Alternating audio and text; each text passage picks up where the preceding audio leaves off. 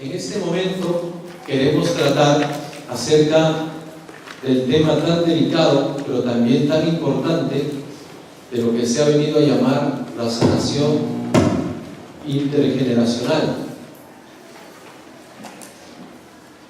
o del árbol genealógico. Pero para tocar este tema, que en verdad es muy amplio, nos podríamos pasar aquí quizás 10 días hablando de este tema en un solo retiro. Antes de decir lo que quisiéramos decir, debemos hacer una aclaración. Durante toda la posiblemente primaria, secundaria y seguramente aquí los que han hecho estudios superiores en la universidad, en el instituto, nos han hablado y les han hablado de que el ser humano, ¿cómo lo definen? Es un animal racional, ¿no? ¿Es así? ¿Han escuchado alguna vez eso? Animal racional. Otros dicen que es un ser en relación. Otros dicen que es un animal de costumbres. Otros dicen que es simplemente un animal. Otros dicen que el ser humano es alma y cuerpo, y cosas así. Hermanitos míos queridos, muy amados de Dios, yo les voy a decir una cosa que seguramente no la han escuchado, y no porque sea mía, porque tampoco es mía, pero es verdadera. El ser humano no es ni animal racional, ni animal solo, ni animal político, ni ser en relación, ni cuerpo y alma, ni un bulto con huesos, cartílagos y sangre, ni un conjunto de tejidos, ni es una piedra que es la resultante de la gran explosión que se enfrió y que luego salieron muchas piedritas y una de esas piedritas eres tú. Tampoco somos eso. El ser humano es un espíritu encarnado. Esto es importante, hermanitos queridos, que lo tengamos en cuenta y que lo asumamos, porque si no, no vamos a entender todo lo que sigue en el retiro. No lo vamos a entender. El ser humano es un espíritu encarnado. Esto ya desde el primer momento choca con nuestros puntos, no solo de vista, sino con nuestro estilo, cómo hemos enfocado o estamos enfocando la vida. ¿Se dan cuenta que gran parte de nuestra existencia está dirigida a qué? Analicemos, por favor. Pongamos las neuronas a andar. A ver, estrenemos neuronas, yo les digo a los chicos. Estrenen neuronas. La mayor parte de nuestro tiempo y de nuestros días están dedicados todos ellos a satisfacer, a dar gusto, solo a los aspectos materiales y carnales de nuestra vida.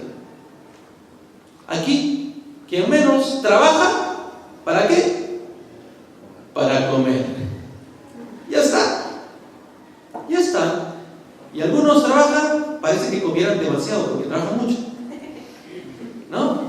Y otros trabajan mucho pero no comen. En fin, ya eso es otro trastorno. Pero en verdad, la mayor parte de nuestras horas, de nuestra vida y de nuestro tiempo, y todos los estudios que hacemos, son con una finalidad. Padre, ¿cómo me voy a ganar la comida? Ahí está. Pero, qué vergüenza, porque casi toda nuestra vida está solo enfocada ¿a qué? A tu carrocería, a tu cuerpo, comida, luego donde dormir, luego comida, luego dormir, comida, luego me siento mal, ay, voy a tomarme algo, voy al médico, voy al tratamiento, y quien no, gimnasio, para verme bien, ¿no? Para que mi carrocería esté aceptable, ¿no? Para entrar en el vestido, ¿no? Ahí está. Para que me acepten, para que me amen, para que digan qué bonita estás, para que sea del grupo de las Barbies. Ya, ahí está. Y otros viven tomando polvitos para adelgazar. Polvitos. Cualquiera adelgaza con polvito, ¿no? Polvito aquí, batido acá, cubo acá. Qué pena. Pero todo está prácticamente en función del cuerpo, de la carne. Pues ahí tenemos un mal concepto de lo que es el ser humano. Entonces para ti el ser humano es es un animal. Porque estás solo dirigiéndote a eso. Solo dirigiéndote a eso. Trabajas un montón para satisfacer al animal que hay en ti. Pero qué poco pensamos en que ante todo y sobre todo nosotros somos un ser espiritual. Cada uno de nosotros es un ser espiritual. Pero un espíritu encarnado, es decir, un espíritu que además ha recibido por la misericordia de Dios un aspecto carnal, material, que es tu cuerpo y mi cuerpo. Es eso que te pesa, del cual estás orgulloso, del que tienes vergüenza, no sé. Es eso que cargas, que todos los días se levanta de la cama, o a veces no se levanta. Es eso. Es eso que vistes, que cuidas, que mimas. Ahí está. Que te quejas, que te duele, que lo arrastras, que lo empujas, ¿no? Ahí está. Y que algún día se va a desmoronar. Y tu espíritu quedará libre y será don de Dios. Eso es la muerte. Somos un espíritu encarnado. Y si nosotros somos un espíritu encarnado, ante todo somos una realidad espiritual. Hermanos míos, somos ante todo una realidad espiritual. Los materialistas comunistas en las épocas más fuertes del comunismo en Rusia se ufanaban diciendo de que ellos habían hecho experimentos, ¿no?, con los seres humanos, y decían que incluso habían logrado partir el cerebro en miles de partes para ver dónde estaba el alma, y nunca encontraron el alma. Y decían que entonces el alma no existe, porque en el cerebro no hay rastros de ese alma. El hecho es que nosotros somos una entidad espiritual ante todo. Y si nosotros vivimos como seres puramente materiales, hemos traicionado nuestra naturaleza. La hemos traicionado. Somos gente que está viviendo en contra de sí misma. Y eso es muy triste. Cuando tú vives al ras de tu cuerpo, de tu epidermis, de tu pellejo, de tu piel. Qué pena. Somos seres espirituales. Y porque somos seres espirituales, nuestros padres, nuestros abuelos, nuestros antepasados, que también han sido y son seres espirituales, nos han pasado, nos han transmitido algunas enfermedades, algunas desviaciones morales y psicológicas, algunos desórdenes interiores, porque nosotros somos seres espirituales. Y hay cosas que se contagian y se transmiten de generación en generación. Por ejemplo, si hay una persona que en determinado momento de la historia de tus antepasados, por ejemplo, se ha dedicado a las cosas de brujería, hechicería, adivinación, sortilegios, chamanería, todas esas cosas raras, medias oscuritas, medias combinaditas con no sé qué cosa. Si alguien en tus antepasados se ha dedicado a eso, es muy probable que ya que esa persona ha jugado con espíritus malignos, es muy probable que sus descendientes vayan a tener problemas a ese nivel. Es probable. Por ejemplo, puede ser un nieto, un bisnieto, que sale con temores, con fobias, con adicciones, con sentimientos suicidas, con depresiones. ¿Por qué? Porque ellos han jugado con espíritus malignos. Y como nosotros somos seres espirituales, nos vamos a contagiar ese desorden, ese vicio, ese pecado, esa oscuridad. Nos contagiamos eso. Seguir muy lejos. Por ejemplo, un papá o una mamá. Voy a poner un ejemplo X, ¿ya? Un papá o una mamá que ven pornografía. Ojo con esto. Que ven pornografía, internet, televisión, videos, WhatsApp, teléfono, lo que sea. Un papá o una mamá que ven pornografía. espiritualmente hablando, ojo, van a hacer que sus hijos tengan problemas al nivel de la pureza. Aunque el hijo o la hija nunca se hayan enterado de que su papá o su mamá ven pornografía. ¿Entienden? Es un problema, es una comunicación a nivel espiritual, no psicológico ni material, ni físico. Es una comunicación espiritual. Si el abuelo, por ejemplo, era un mujeriego que cambiaba de parejas como se cambian de medias, es muy probable que por ese desorden que él vivió, los hijos, los nietos o los bisnietos salgan con un vicio espiritual muy parecido. Van a tener problemas de fidelidad.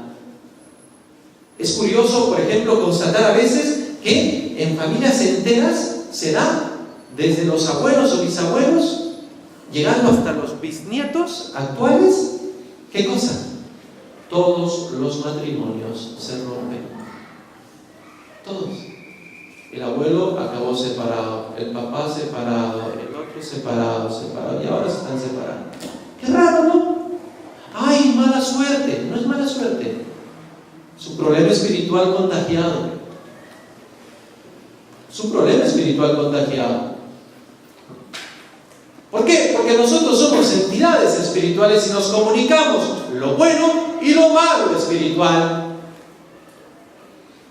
Puede haber un santo en tu familia, en tus antepasados, en tus abuelos o bisabuelos o tatarabuelos. Puede haber habido un santo. Ese santo ha contribuido a bendecir y santificar a las generaciones venideras. Sí. Pero también puede haber habido alguien que por alguna razón ha cometido una cosa execrable, totalmente abominable. Ese mal va a repercutir espiritualmente en los que van a nacer después. Hijos, nietos, bisnietos. Por esa razón, porque esto es verdad y porque se comprueba muchas veces pastoralmente, yo lo he comprobado, haciendo preguntas y ahí voy sacando mi cuenta, ¿no? Sí, esto es así. Incluso, por ejemplo, desórdenes y enfermedades, ¿no?, a nivel psíquico espiritual, que también se van contagiando. No se excluye, por supuesto, la presencia de alguna acción maléfica del demonio, no se excluye. Y entonces todo eso va cargando sobre nosotros, carga sobre las generaciones actuales y puede seguir cargando en los que vendrán después, hijos y demás. Va a seguir cargando. Son como cadenas que se van poniendo sobre los hombros de las personas y no saben cómo solucionarlas. Incluso hay cosas ya a nivel psicológico espiritual, por ejemplo, de gente que dice, ¿no? He escuchado de algunas mujeres, ¿no?, que dicen: nunca hemos tenido suerte para los esposos. Nunca. Mi mamá se divorció. Mi hermana, divorciada. La otra hermana también. Y ahora parece que yo ya me voy. ¿Qué pasa, padre? ¿Qué pasa? Sí, pues. Hay cuestiones no resueltas. Entonces nosotros necesitamos dirigir la mirada al poder y a la gracia divina para que Él, con su poder y su gracia y su amor, nos ayude a clamar por curación de ciertas heridas, desórdenes y enfermedades espirituales transmitidas de generación en generación. ¿Se puede hacer? Sí, se puede hacer. Eso se puede hacer. Ahora, muchas veces este es un proceso que no se realiza solo en una oración, en un retiro. Es muchas veces un proceso que tiene largo aliento, vas a necesitar rezar mucho por esa situación. El padre Gabriel Amor, que creo que varios habrán escuchado de él, fue el exorcista oficial de Roma hasta hace algunos años. Él contaba en sus libros cómo es que para varios casos de verdadera posesión diabólica, él había tenido que luchar incluso 5 años para lograr la liberación de una persona. Es decir, en el proceso de liberación no era solo una oración, eran 5 años durante una sesión por semana para lograr liberar a una persona.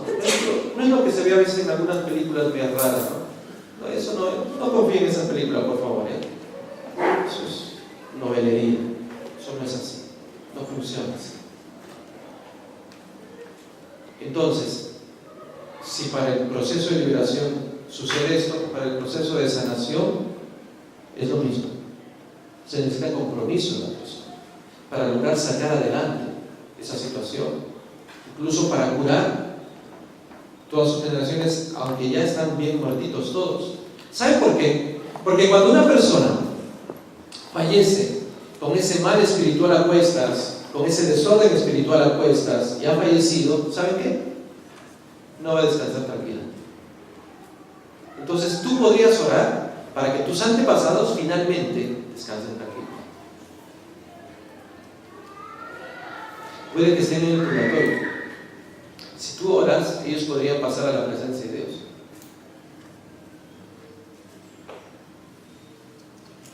Podrían pasar a la presencia de Dios. Tú podrías sanarlos, curarlos y de paso los ayudas para que vayan a la presencia de Dios, al cielo. Si tú oras.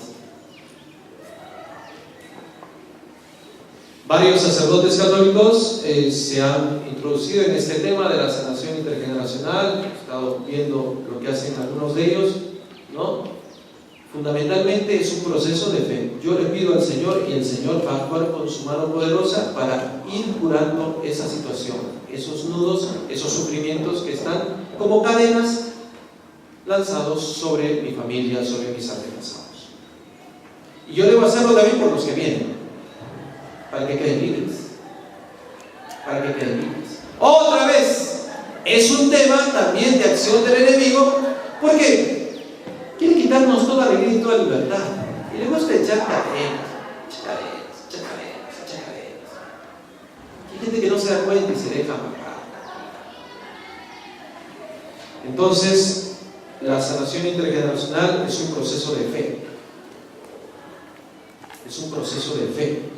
Es un proceso de confianza en el poder divino. Y es un proceso de total apertura a su gracia. Yo me abro totalmente a su gracia. Paréntesis aquí. ¿Qué es la gracia? Ayer hemos hablado ya un poquito, voy a hablar un poquito más porque de repente no se entiende todavía. Miren, la gracia es como decir el alma de Dios. Estoy haciendo una comparación. Es como decir el alma de Dios. Es como decir, si Dios tuviera sangre, la sangre de Dios. Dios es el inmenso lleno de gracia, el infinito lleno de gracia, el eterno lleno de gracia. Todo dentro de su corazón, para decir de un modo figurado, está lleno de amor, de luz, de paz, de alegría, de armonía, y un poquitín de eso es la gracia. Cuando decimos, por ejemplo, Señor, danos tu gracia, estamos diciendo, Señor, danos 5 milímetros cúbicos de eso que tú tienes en tu alma. Y con solo 5 milímetros cúbicos, yo sé que no solo me voy a sanar, me voy a salvar, me va a bastar para una eternidad. La gracia es la sangre, el alma, el poder, el amor, la armonía, la paz que tiene Dios en su alma, que te la da a ti, un poquito así. Y un poquitito te basta a ti para que explotes de alegría. Eso es la gracia. Hubo alguien, una muchacha, que estuvo llena de gracia. ¿Quién era? La Santísima Virgen María.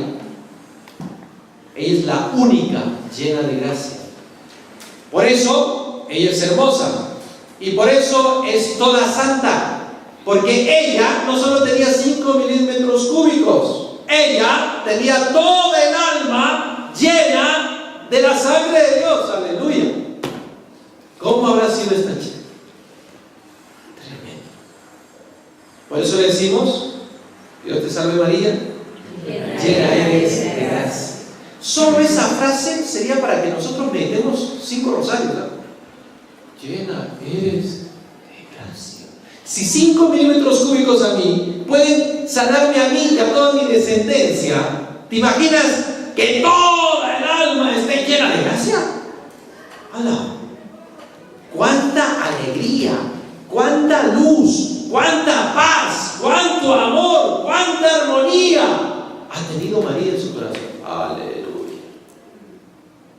María era una fiesta en persona, por toda la alegría y la paz de Dios que tenía. María es la absoluta y la única llena de gracia.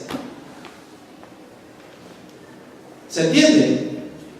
Nosotros, cuando pedimos la gracia de Dios, estamos pidiendo eso, una gotita chiquita de la sangre de Dios que toque mi cuerpo y mi alma y lo restituya a la paz.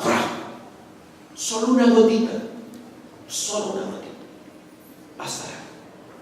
Así como cuando a la levadura, decía Jesús, a la masa se le echa una pizquita de levadura y se amasa y se espera que todo fermente.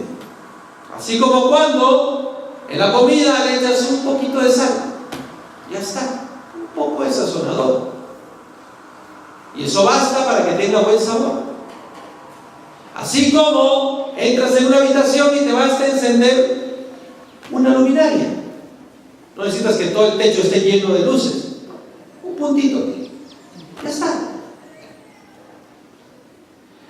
La gracia de Dios es lo que nosotros necesitamos para sanarnos, para restituir la paz que hemos perdido y para que de paso y de rebote hasta nuestro cuerpo se cure.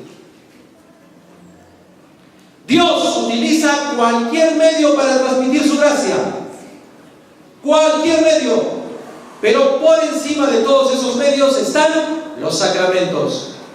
Cuando tú te confiesas, tú vas a recibir un baño de gracia. Confiésate bien. Cuando tú recibes la Eucaristía, estando sin pecado, tú recibes un cúmulo de gracia. Cuando tú recibes la unción de los enfermos, recibes la gracia divina simbolizada en esa unción. Cuando uno se confirma, recibes en el crisma la gracia divina, Espíritu Santo. Cuando te casas en el Señor, recibes la gracia divina para vivir ese matrimonio. Cuando eres ordenado sacerdote, recibes la gracia divina para esa misión. En todos los sacramentos está un baño de gracia. Pero Dios también derrama su gracia por otros medios cuando Él quiere y como quiere. Sí, Señor. Sí, Señor. Cuando Él quiere y como quiere. Me acuerdo hace años, fui de visita a la casa de mis padres y estaba una familia muy pobre ahí con ellos. Los saludo. Yo vi al Señor, al papá de esta familia, lo había visto quizás 2 o 3 veces antes. Solo sabía su nombre, pero nada más. Y entonces me saluda, me sonríe, y a mí me nació saludarle y darle un fuerte abrazo. Le di un fuerte abrazo.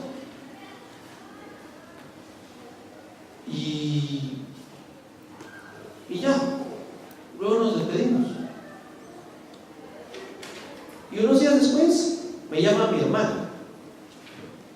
Me dice, oye, bueno, mi hermana y mis padres me dicen Nino. Oye, Nino, ¿qué pasa? más respeto, soy el padre. Sí, Nino,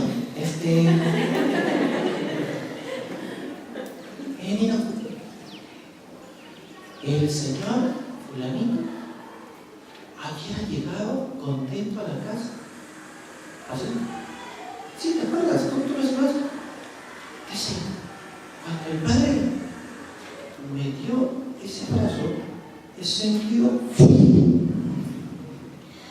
como que ha entrado una electricidad y el hombre se ha sentido invadido de Dios y se ha ido a su casa llorando. Y nadie sabía por qué lloraba este hombre. Dice, hijo, está agradecido, ¿ven? Dios se puede valer de cualquiera para transmitir su gracia. De cualquiera. Un amigo mío sacerdote decía, si Dios en el Antiguo Testamento había hecho que su ungido, que era Sansón, ¿no? Si no me equivoco, venciera a los filisteos con una quijada de burro, ¿qué no hará con un burro completo?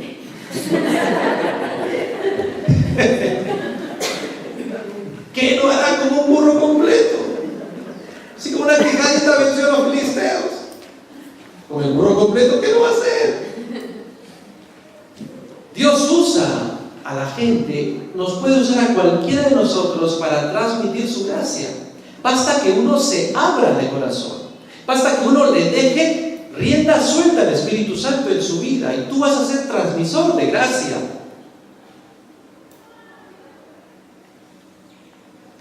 Hace algún tiempo, por gracia divina y por misericordia del Señor, el Señor nos ha hecho conocer, no solo a mí, sino a la comunidad, a casi todos los músicos católicos del Perú, ¿no? Y hemos estado y estamos acompañándolos pastoralmente en lo que podemos. Y un día en una reunión de músicos se acerca una cantante, que no decimos su nombre por cuestiones obvias, ¿no? Y me saluda, le saludo, le doy la mano, y cuando le doy la mano, ella se queda.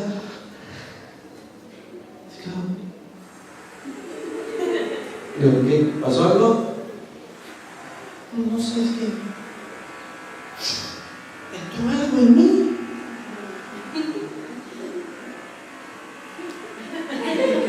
¿Así? Sí, sentí un algo fuerte, pero lindo. ¿No? Le he cambiado la batería, pero...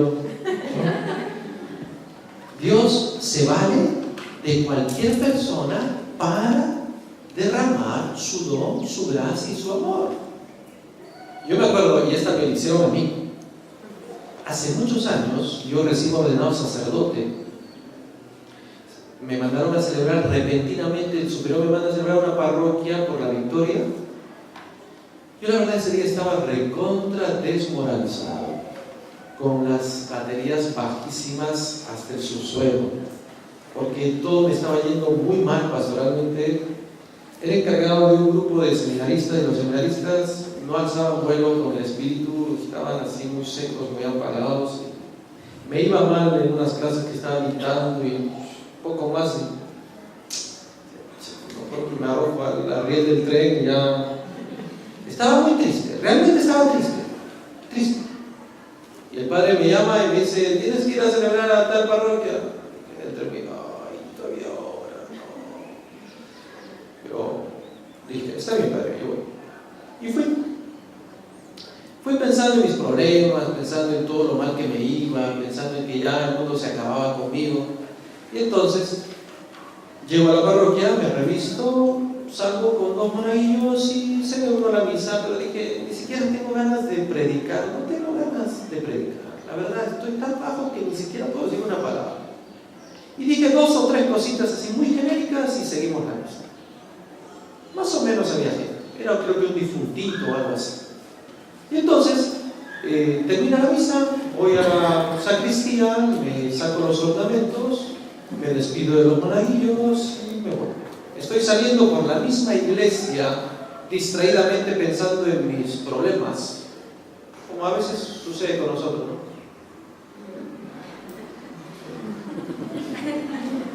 tengo mi problema, ¿Y qué haces? Tengo que pensar 500.000 veces en mi problema. Así se arregló. Bueno, estaba así saliendo con esa cara de suceso. Yo estoy cruzando toda la iglesia, que era un poco larga, y de pronto estoy caminando, y otra vez una manito así.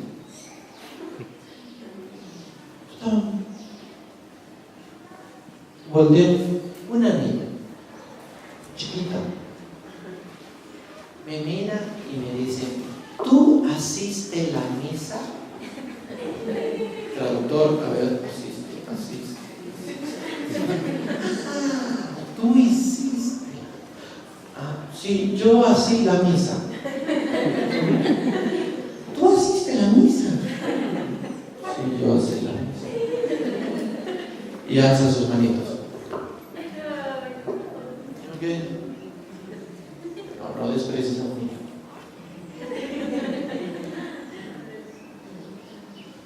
Me quedé zombie. Y se fue corriendo. Yo estaba hasta el perro. Y la niña vino y me dijo: ¿tú asistes a la misa? Y me abrazó. Dios actúa por medio de cualquier personita. Es necesario abrirse. Su gracia se derrama por muchos conductos. Una vez una persona me dijo: padre, esa canción que ha sonado, ¿cuál? Muchas cosas. No hay una canción que dice, y me empezó a traer sí, es bonita. Sí, padre, cuando usted la ha puesto, algo se ha despertado. Me ha dado una gana de vivir, porque yo ya estaba canción. Esa canción, padre, tiene que dármela. Le doy un USB. Dios tiene todos sus conductos. A veces es una película. A mí me ha pasado con películas bastante buenísimas que hablan al corazón. Poemas que hablan al corazón. Una visita que de pronto te trae un tema que tú necesitabas escuchar. Dios tiene sus conductos. Es necesario dejarle a Dios que actúe. En el tema de la sanación intergeneracional, se trata de pedir al Señor para que utilice todos los medios posibles para curar esas heridas que están instaladas en el espíritu de todos los antepasados. Y para que Él ponga ahí serenidad, paz, concordia, armonía y luz. Tanto si están vivos como si están muertos. Igualito es, porque ante Dios todos estamos vivos. Todos. Y los que han fallecido en este mundo están vivos. Si no en el purgatorio, están en el cielo. Bueno, también están los del otro lado del infierno, pero confiamos en que están en el purgatorio por lo menos. Y nosotros podemos pedir por ellos, para que queden liberados de eso que todavía tienen. Porque hay gente que todavía tiene cosas. Por eso nos conviene orar por ellos. Y entonces se restituye la paz en toda nuestra genealogía. Y entonces al futuro ya no habrán esos problemas que ahora hay. Esos desórdenes. Es el poder de Dios el que se derrama. Es el poder de Dios el que se derrama. Pienso que el Señor es tan misericordioso que nos da todas estas oportunidades para obtener paz y para hacer que esa paz fluya a todos nuestros seres. ¿Lo creen ustedes? Sí. ¿Lo creen? Sí, lo creo, Padre. Yo soy testigo, ¿no?, de una persona que me dijo: padre, sí, en nuestra casa había cosas muy raras. Ha habido gente que se han suicidado varios. Caso fuerte, ¿no? Se han suicidado y yo la verdad ya tenía esos pensamientos suicidas. Y hay varios que tienen tratamiento psiquiátrico y todo. Y cuando escuché ese tema, yo he dicho: no, Señor, tú eres mi única esperanza, y tú lo vas a arreglar. Yo he entregado mi vida, he entregado absolutamente todo lo que tengo, he entregado a mis antepasados, he entregado a mis padres, a mis abuelos, a mis bisabuelos, a mis tatarabuelos y a todos los antepasados. Y he suplicado por este don. Padre, y no sabe. Usted no sabe. Después de varias semanas de rezar, en mi casa han dejado suceder cosas que antes sucedían. Decía, escuchábamos pasos, ruidos, escuchábamos puertas que se abrían, ventanas que se cerraban, luz que se apagaba, luz que se prendía, cosas así. ¿Por qué es eso, Padre? Mira, bueno, por un lado pienso que de repente tus antepasados estarían pidiendo auxilio, auxilio, reza por mí. Entonces empezaron a rezar, todo se acabó, tranquilito, tranquilito. Padre, hasta nos habíamos acostumbrado a vivir con esas cosas. Prendía la luz, sí, ya sé, sí, yo la apago. Hay familias que ya están acostumbradas a vivir con eso. El chico también me decía, en mi casa pasa siempre. Entonces nosotros nos reímos y decimos, sí, ya vino Manuelito. Lo que pasa es que Manuelito viene pidiendo auxilio y tú debes rezar por él. Porque eso es lo que piden estas almitas. Piden paz. Piden que las desates. O de repente en esa zona de donde vives, pues se han cometido cosas muy graves. Y entonces la casa está así. También es necesario rezar por esa liberación de esas almas. Ofrece misas, ofrece rosario, ofrece ayunos por ellos. Entonces, volver a la paz. Volver a la paz. No se te ocurra meter curanderos, gurúes, chamanes, limpiadores. No, por favor, nunca hagas eso. Jamás hagas eso. Nunca. Piedritas de cuarzo, patitas de no sé qué, colitas de no sé qué, piedrita puesta en dirección de la otra para que haga la energía con el otro y se encienda un campo de... Porque con tu campo de energía está bien de bañado. Eso no sirve para nada. ¿No? Que la vela roja junto con la azul y la verde, la pronuncias de cabeza y dices la palabra mágica. Oye, por favor, báñate. Pero en la gracia de Dios. No creas esas tonterías. Aquí el poder de Dios es el único que puede restituir la libertad y la paz. Deja de creer esas tonterías. No sirven para nada. Y te van a amarrar además. Porque el enemigo es muy astuto. Por ahí mete su cola.